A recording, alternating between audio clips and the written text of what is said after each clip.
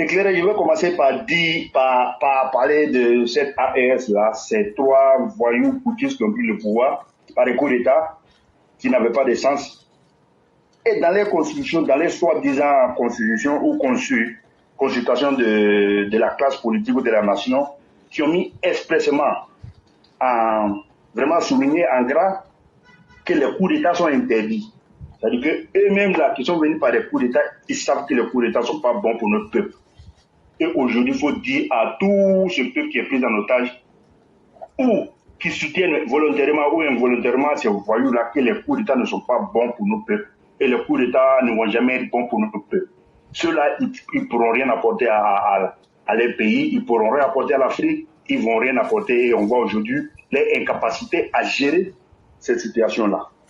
Le PRS m'amène à dire qu'aujourd'hui, la Côte d'Ivoire est sécurisée. La Côte d'Ivoire est un pays en sécurité, la Côte d'Ivoire est un pays en développement. J'écoute beaucoup de gens qui disent que le président avait promis l'émergence en 2020, mais voilà, il a échoué. Et ces gens-là n'ont pas compris que l'émergence n'est pas une ligne d'arrivée. L'émergence est un chemin pour arriver au développement. Et aujourd'hui, la Côte d'Ivoire présente des indices pour arriver au développement.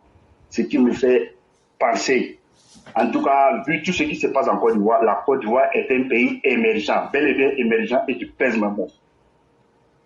Éclairé, aujourd'hui, on a écouté le ministre de la Défense, ministre d'État, ministre de la Défense, Téné Birahima, qui a abordé le sujet du retrait du 43e BIMA. Durant des années, on nous a fait croire qu'on n'était pas souverain parce qu'il y avait le 43e BIMA.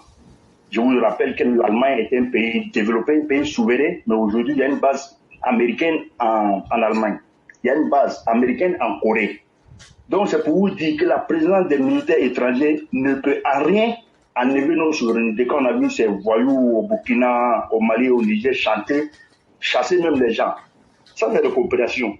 Quand on peut coopérer et puis pas forcément être sous l'emprise de ces armées-là.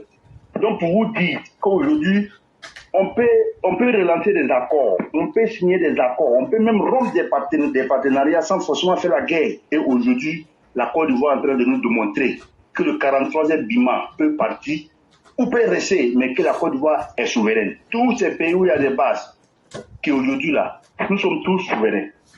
Parce que c'est nous-mêmes qui prenons nos décisions et la Côte d'Ivoire a pris la décision de rester et d'accepter l'armée française ou de ne pas accepter l'armée française. Donc, ces discours qui nous ramènent dans des débats vraiment qui sont révolus depuis les indépendances, nous sommes des pays indépendants. Donc, on peut reconduire des contrats sans forcément être sous l'emprise de ces pays-là. La Côte d'Ivoire, ça va. Aujourd'hui, on se rappelle, quand Houphouët-Boigny signait ses accords au lendemain des indépendances, c'est les mêmes pays-là, c'est les mêmes voyous-là qui ne veulent pas aller au développement, qui n'ont rien à proposer à les peuples, qui ont accusé Houphouët-Boigny de traite. Et aujourd'hui, ces voyous-là, ces gens qui n'ont rien compris du développement, qui n'ont rien compris du cheminement du monde, aujourd'hui traitent le président Alassane Ouattara de traite parce qu'il est en train de collaborer avec. Aujourd'hui, vous voyez, la France n'est même pas le partenaire numéro 1 de la Côte d'Ivoire. Il vous reste une minute. Ok, donc j'ai fini pour dire qu'on peut rompre des accords, on peut renégocier des accords sans forcément aller à la guerre. Vraiment, merci encore au président de la République qui nous montre chaque jour le chemin qu'il faut prendre. L'évolution du monde là, c'est pas la guerre. Comme tu l'as dit, il y a tellement de rendez-vous que l'Afrique a raté, on ne peut plus se permettre de suivre ces voyous-là. Vraiment, merci encore à toi.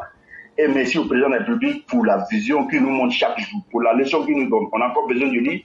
Et en 2025, il sera là. Comme l'a dit Cyclone, Alassane Ouattara demain, Alassane Ouattara après-demain, Alassane Ouattara toujours. Merci beaucoup. On vous souhaite une excellente soirée et bien des choses à toute la famille. Ok, merci à toi. Merci beaucoup.